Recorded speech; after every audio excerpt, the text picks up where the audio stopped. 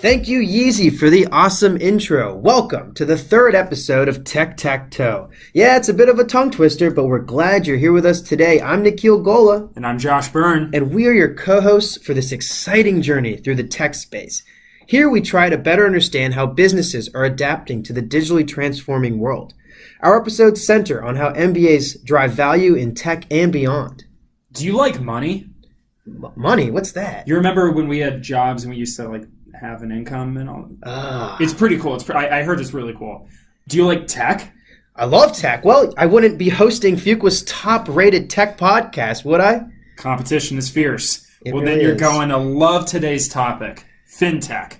Fintech, short for financial technology. This is how businesses are utilizing technology to make finance more efficient and more effective. Since the digitization of currency through credit cards in the mid-20th century, financial technologies have been a topic of interest. However, with Web 2.0 and consumers and businesses alike having more data and devices to transact with, there has been a surge in both fintech startups and established players innovating in this space. Think PayPal, Coinbase, NerdWallet. NerdWallet, what the bullies used to call me when they take my lunch money. So personally, I love fintech because it uses technology to drive both the revenue side of a business, how spend comes in and what is done with it, while also minimizing the cost the business has to take on to receive and manage this spend. Yeah, and listen folks, if that's not compelling enough, everyone should love fintech because now you can Venmo your friends instead of losing in credit card roulette. Very true. We're going to talk about the big trends going on in fintech and the huge role MBAs are playing in this space. We have a great show planned today, bringing on our first professor guest. Get an academic up in here. Yeah, as well as Fuqua alums at PayPal and Citibank. So, let's hear it, Yeezy. Easy.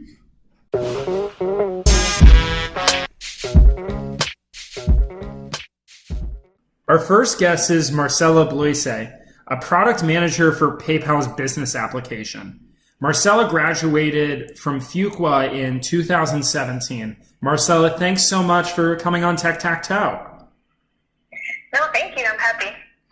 Welcome to Tech Tac Toe, Marcela. Our first question is really broad, and it really is about your journey to the financial services space. So what led you to a fintech company?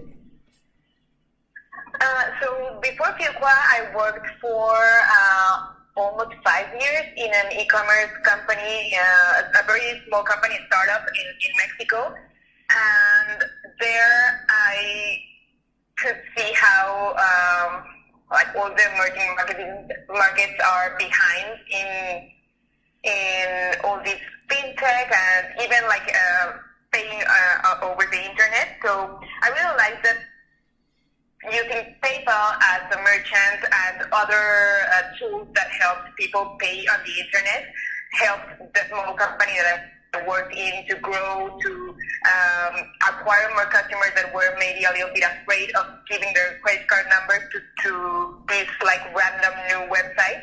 So seeing how these tools and how fintech could help small companies grow really interested me, and even as a country, how these tools give the trust that people were needing to move towards these e-commerce and internet payments and everything like that. So that's why when I started recruiting, I really focused my search on tech and especially on fintech.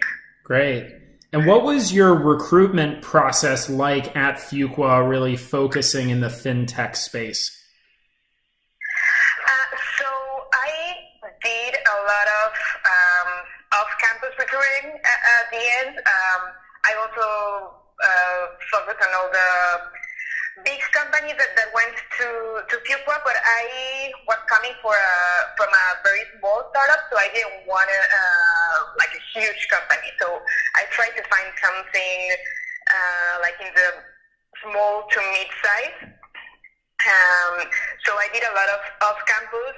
It's hard to get those first contacts that you need, but at the end I also found out that there are many of those companies, especially the small ones, that are not as heavy networking process as you might think. So just sending a lot of resumes and sending a lot of emails really helped me to do that first approach that I needed. And then here at PayPal, they have kind of established recruiting process, but at the end it's not as clear as, for example, in Microsoft or Amazon, that you know that they go to campus one day and that you will have the answer in a certain date. So here it was more about long waits and being in touch with the recruiter a lot. So it was long and basically off campus, but at the end it went well. And for our listeners who want to know how to navigate that startup recruitment process, Episode 2, Living the Startup Life. Check it out on YouTube, SoundCloud, and iTunes. There you go. So, what advice would you have for current MBAs right now? What do you think made you a successful candidate in this process? Like, what did you do to ramp up in this space?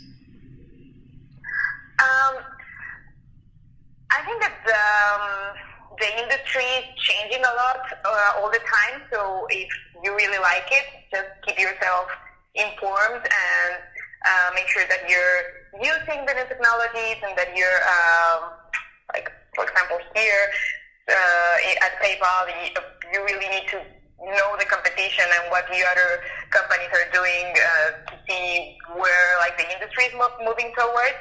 And also, fintech is kind of broad, so I've talked to some people that, okay, I don't have any finance background or I don't have any tech background. So they're just like normal companies. They need people from all departments. So there's not a specific profile or a specific job that they're recruiting for. So if you like the industry, really look at the broader opportunities.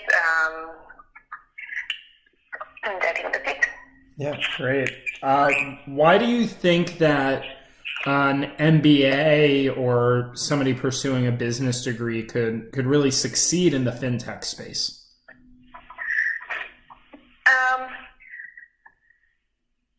I think that you develop a lot of skills during the MBA that will help not only in fintech but in every industry, but especially in tech in general. I think that's something that the MBAs can bring to the table is like a bigger focus. Here at PayPal, for example, they're very focused on the technology that they're working on, or sometimes the legal and compliance requirements. And sometimes, like, just going one step backwards and think about the customer, about the final user that is using the product every day. In my case, are small businesses or sole proprietors that use the app every day to do, like, invoices or very simple tasks that sometimes are not that tech savvy, and that trying to do things so well in the engineering side might not be the right answer for the final user. So I think that broader point of view is something that can really help, and that are some skills that you develop during the MBA. Wow. Awesome. So the Tech Club made a trip out to the West Coast this past October, and it was really great to visit PayPal. There's so many awesome things that were going on there. Seeing what PayPal was thinking about in the future with augmented reality and how they're using AI right now. Very cool stuff. I mean, where do you see the financial services industry headed in the next 5 to 10 years, and how is technology going to drive this change? So I think that the biggest change will be seen in the less developed countries, countries where they're not even using credit cards and they don't even have computers. So now they have smartphones, so they will be starting to use those to pay. And I think that those parts of the world will be the ones that will see more development in the next few years. And in general, I think that the society is moving towards a cashless society. Like, we will still every day pay more on the internet or with, of course, credit cards and financial tools like that. And I also like a lot the topic of cryptocurrencies and blockchain. I know there are many things happening here. I don't know where they will evolve, but I'm sure that we will hear more about that in the future. To be continued. Now, it's really interesting you bring up a lot of the developing countries and incorporating blockchain and cryptocurrency. How do you see PayPal really continuing to act as a leading financial institution in these developing countries when a cryptocurrency such as blockchain or Ethereum could be available?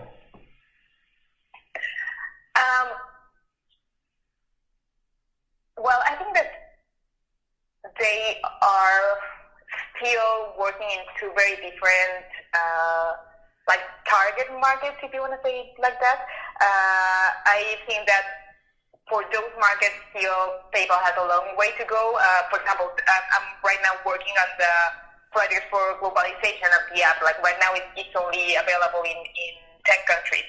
So there's still a long way to go just in the internet payments. And crypto is also helping a lot some of those emerging markets, and especially markets that are more closed to evolve in these internet payments. But I still think that they're like in a different track.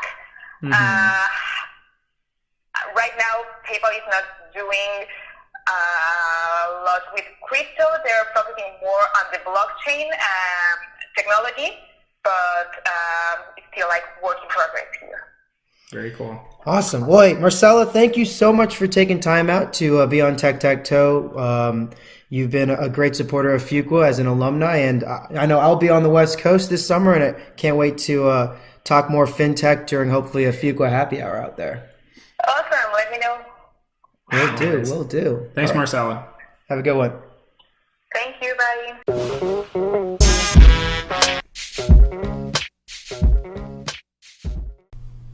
All right, folks, we got a special guest with us today. Cam Harvey is here. Cam Harvey is professor of finance at the Fuqua School of Business and a research associate of the National Bureau of Economic Research in Cambridge, Massachusetts. Professor Harvey received the 2015 and 2016 Best Paper Awards from the Journal of Portfolio Management for his research on distinguishing luck from skill. Over the past 4 years, Professor Harvey has taught innovation in crypto ventures at Duke University. Professor Harvey, thank you for being with us today. Yeah, I've not just taught this course. It's extraordinary that in 2018, over half of the graduating class for the Fuqua School of Business will have taken this course, Innovation in Crypto Ventures, which is 100% blockchain technology course. Awesome. And the other half is going to be listening to this podcast to make up for it. So we're going to need more than the podcast, I'm afraid. We're going to be in the middle. So we're going to start off with some rapid fire questions. You know, I come from the credit card space and know a little bit, but let's say hypothetically I have a podcast co-host who doesn't know as much about it, hypothetically. Okay. So let's talk about maybe just if you could explain cryptocurrency in less than a minute to the highest level. Yeah, so it is the idea of digital currency which has failed many times since the early 1980s, and it's really simple intuition as to why digital currency has failed in the past. You can make a perfect copy. You make a perfect copy of a picture, of a video. Digitally, it's easy to make a perfect copy. So every single one failed until this idea of blockchain came along. And think of blockchain as making a digital currency take the serial number and the currency very carefully. So you can't make a perfect copy. Every one is unique. You cannot spend twice or counterfeit. Doesn't make any sense. So that's where this cryptocurrency idea actually came from. The first thing we have is blockchain. So blockchain is an idea that stretches back to 1991. Where it was applied in a different context and in terms of providing a timestamp and proof of existence. It wasn't until 2009 that Satoshi Nakamoto, the founder of Bitcoin, figured out that we could actually do a digital currency using blockchain technology. Blockchain actually solved the problem of this double spending and made digital currency viable. And so Bitcoin was the first of the cryptocurrencies. Now there's like over 1,000. Wow. So to make it a little bit personal, if Bitcoin were an MBA student, what would they be like? Well, it's a computer program. That's it. So it's a very unusual system. It's a computer program that resides on many different computers. It's distributed. So there's no central control. There's no CEO of Bitcoin. It is a program that many people run, and that's it. It's got rules in the program, and it is what we call a distributed autonomous organization, or a DAO, in that it's a computer program that effectively employs people. The computer program that's created enormous value. So this is much different than any, human MBA. It is completely.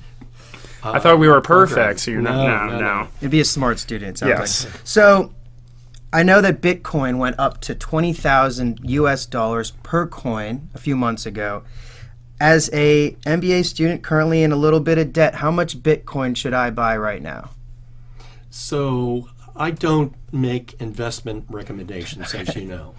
So let's put it this way. Last year, one of my students decided to make a very small investment in Ethereum. Mm-hmm. And last month he wrote me a very nice email thanking me because he just paid off his student debt. Wow. With that investment. It went up about 1,000 times. Sign me up. But look, beware here. Right. This is not something that is low risk. The volatility on an annualized basis is over 100%.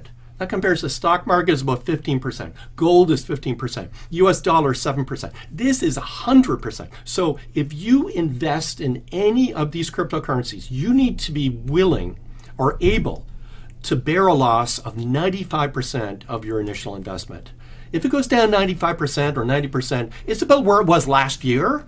So it doesn't seem like that big of a deal to me. But for somebody buying in very high, you need to understand that the downside is very severe. Great.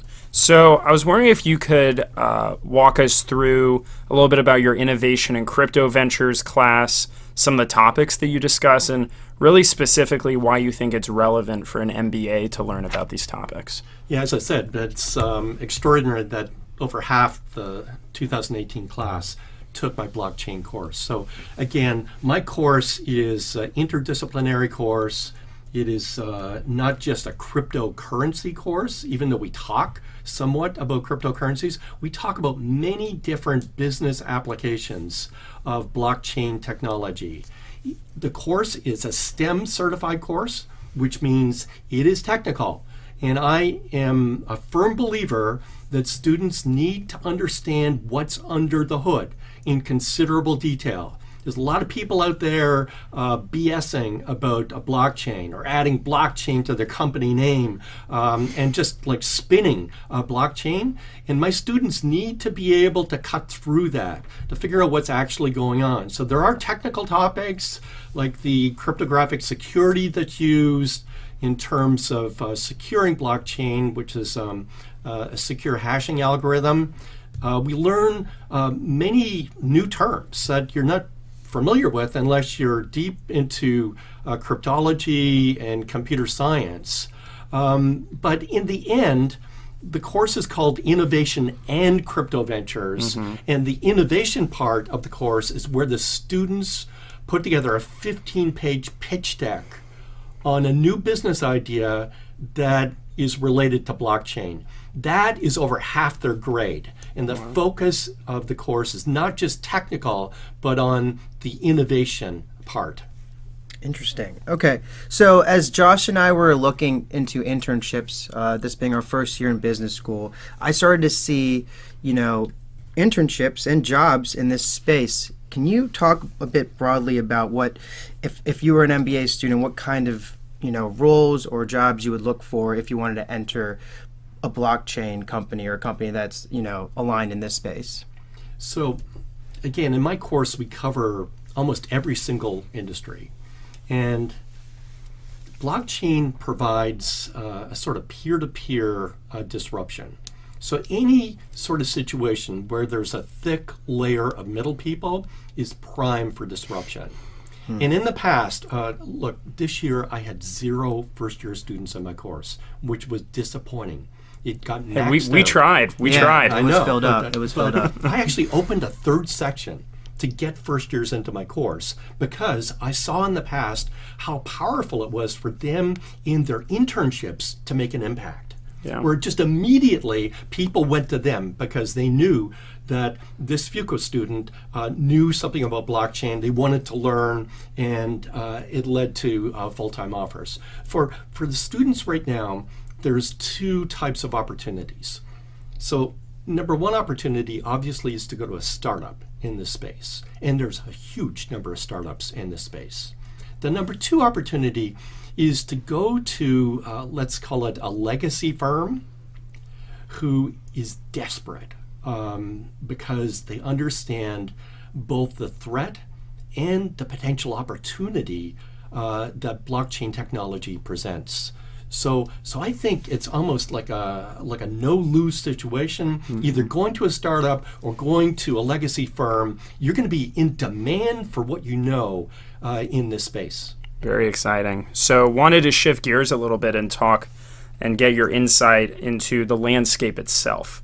So do you really see this virtual currency? We see it a lot in Bitcoin and BitPay. My undergraduate alma mater, Georgia Tech, actually takes BitPay at our football stadium, for example. Do you see it being a bigger transformational role there or in trading with Bitcoin and initial coin offerings? So right now, it's fairly early in the technology, and there's a number of issues that need to be overcome that basically we've got in the pipeline to deal with. So for example, in Bitcoin, the transactions take at least 10 minutes, and the transaction cost is fairly high. And the number of transactions you can do per second is very small compared to, let's say, Visa. All of these issues basically will go away when we put a second layer on top of Bitcoin. And that second layer is called Lightning Network. And we spend a considerable amount of time in my course dealing with that. And that means that transactions are basically instant. Transaction costs are trivial. And you need to think about the world and how it changes when transaction costs are close to 0.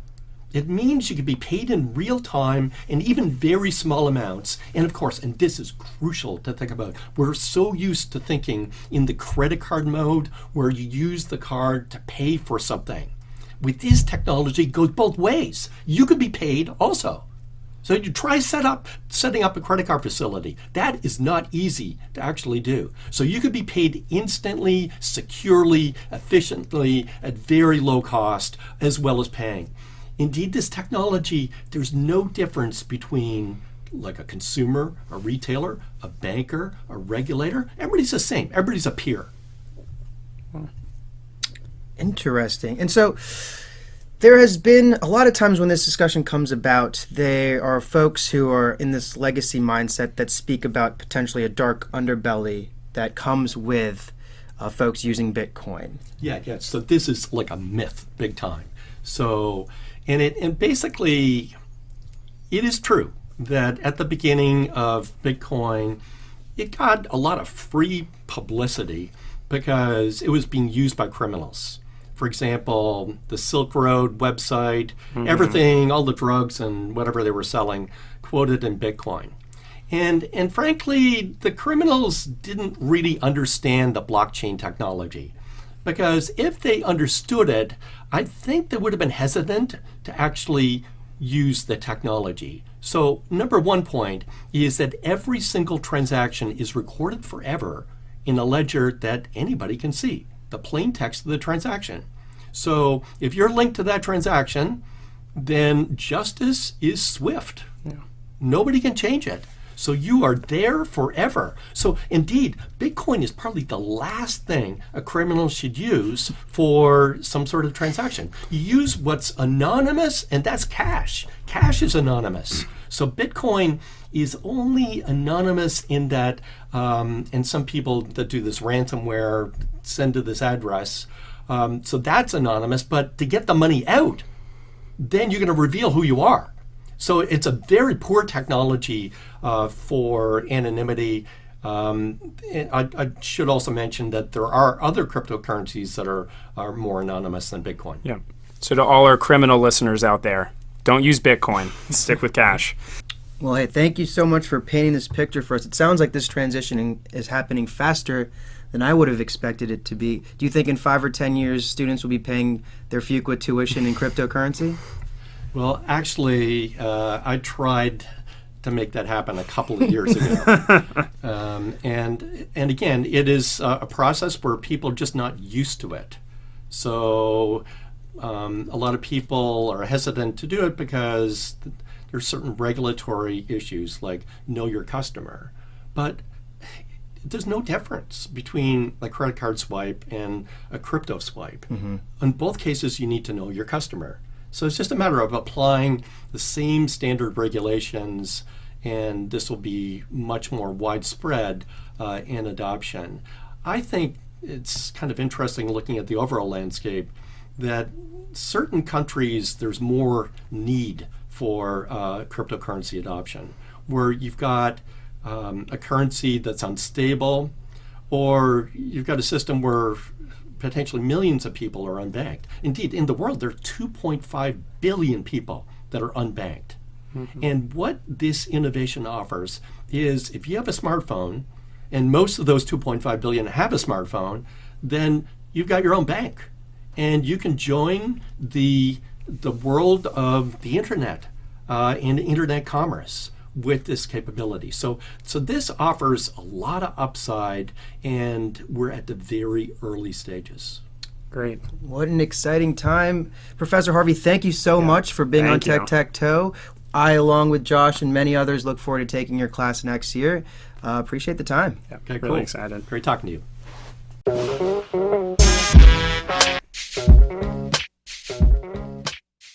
Today we're with Chris Burns, a vice president at Citibank, leading their digital marketing initiatives for their Citibank cards business, really focusing on bringing in new customers.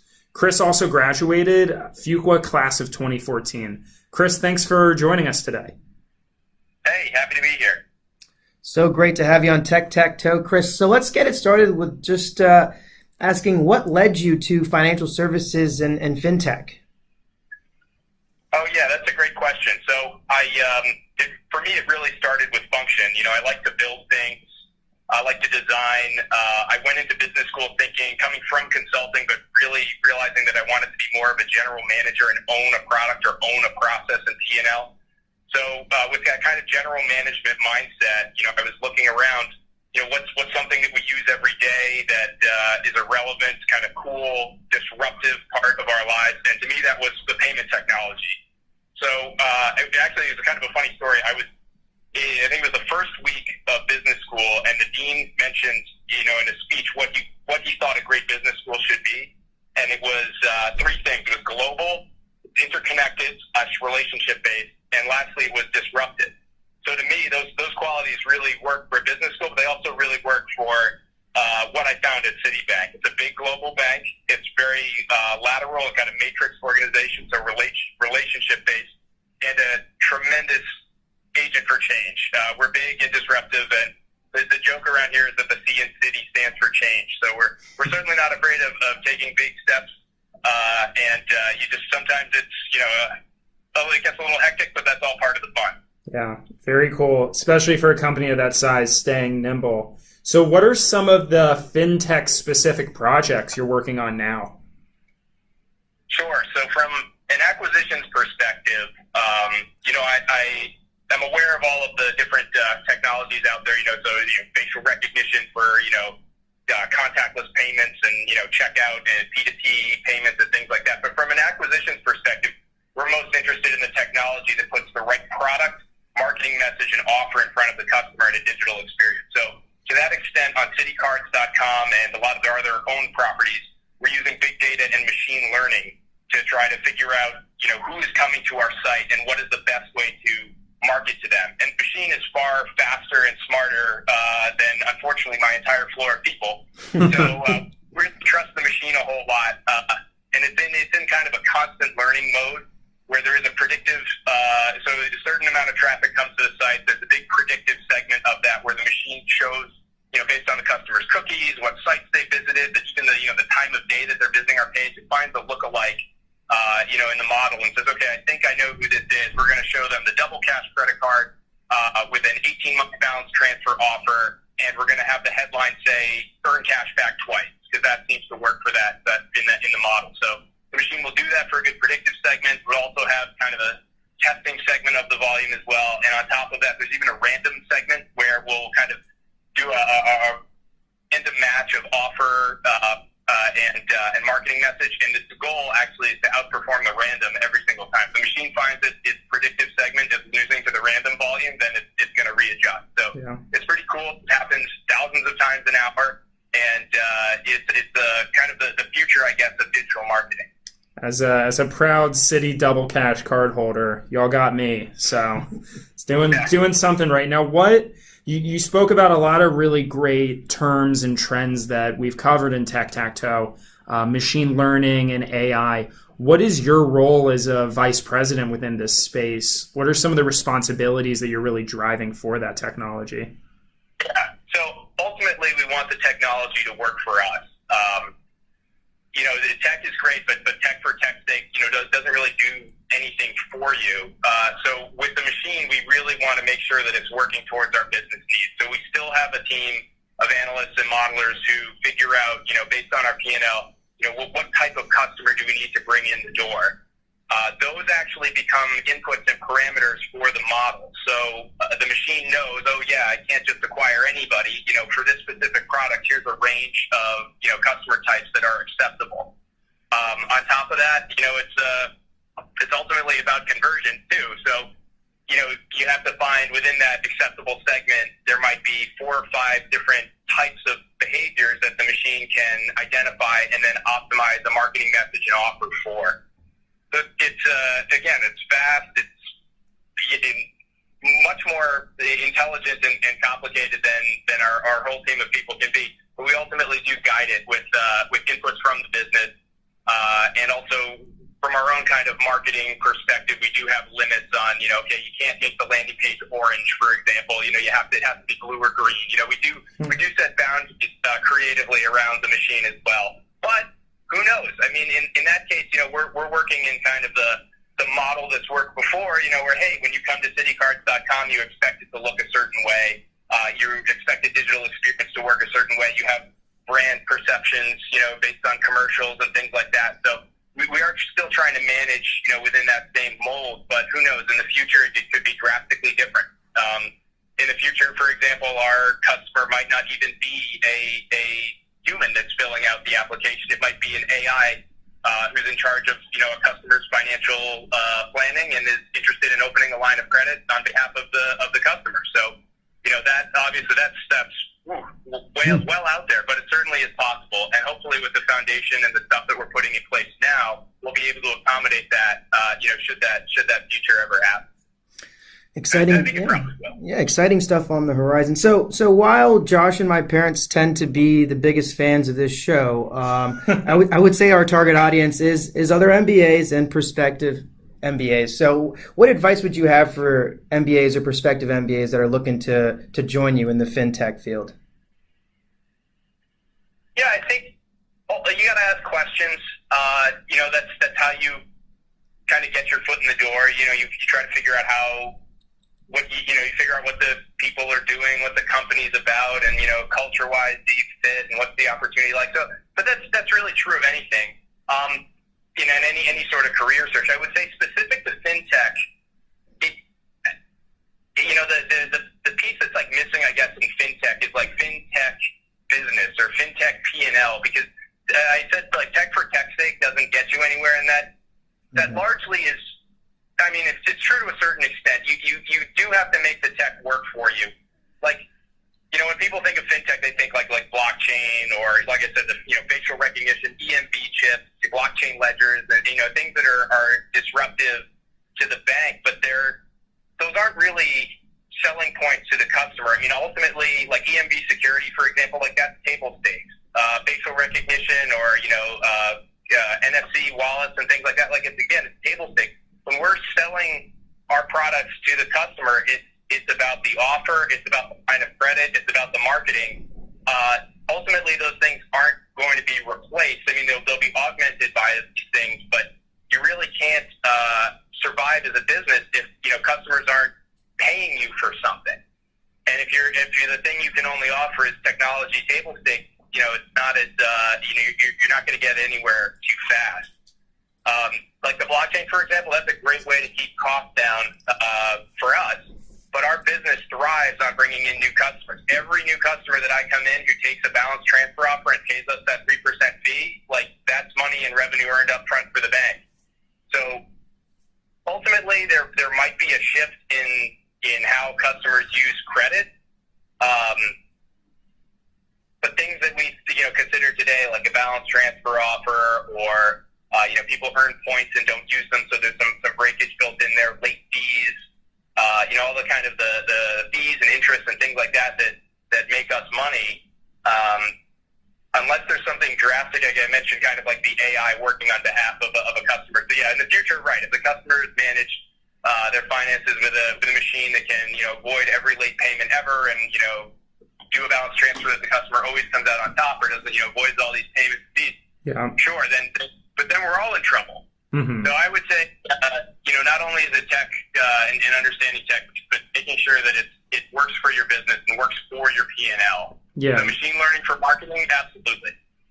Yeah, exactly. So we spoke a month or two ago on the phone, and you painted this really interesting picture about how a payment or a transaction might occur 10, hopefully only 5 years down the road. I would love to hear you kind of describe that to our audience and really speak about the role that these traditional players, your Citibanks and your traditional payments companies would play in it.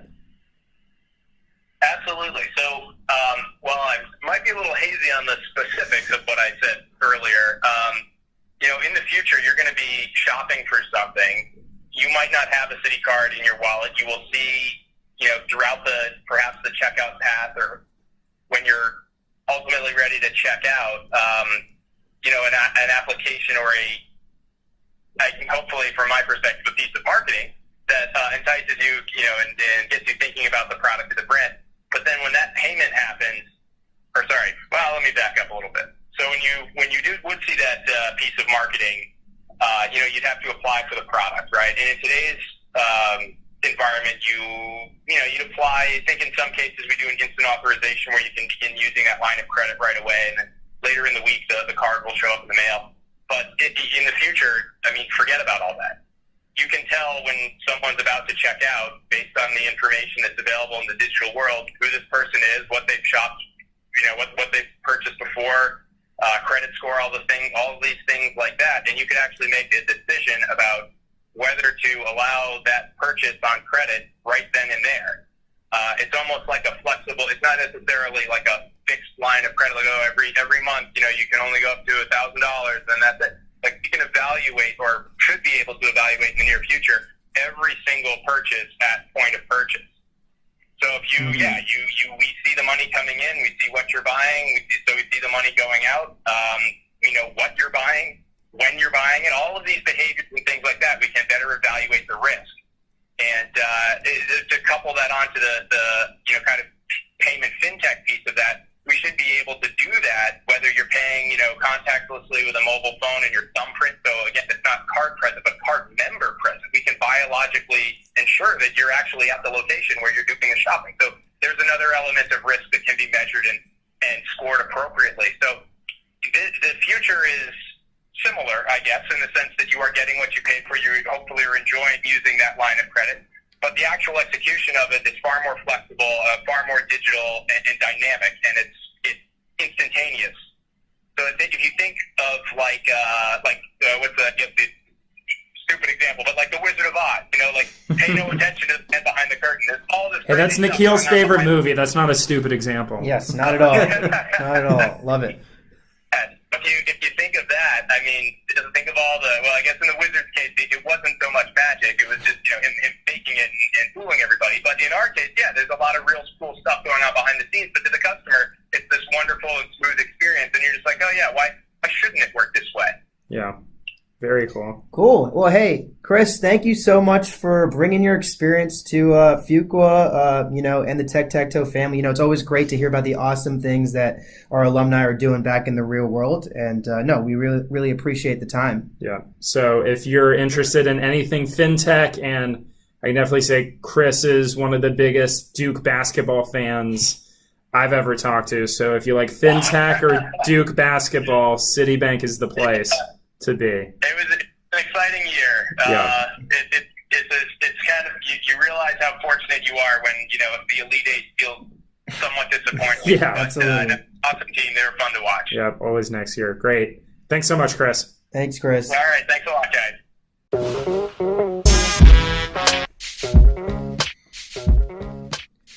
Well, there you go. That's our show on fintech. So many great conversations on such an exciting topic. Hope you learned something new. I know we did. Hey, if you have any questions, feedback, or general just pats on the back, reach out to us at techtactoepod@gmail.com. Everyone have a safe and productive summer. We look forward to catching up on the flip side. That was our finger snapping.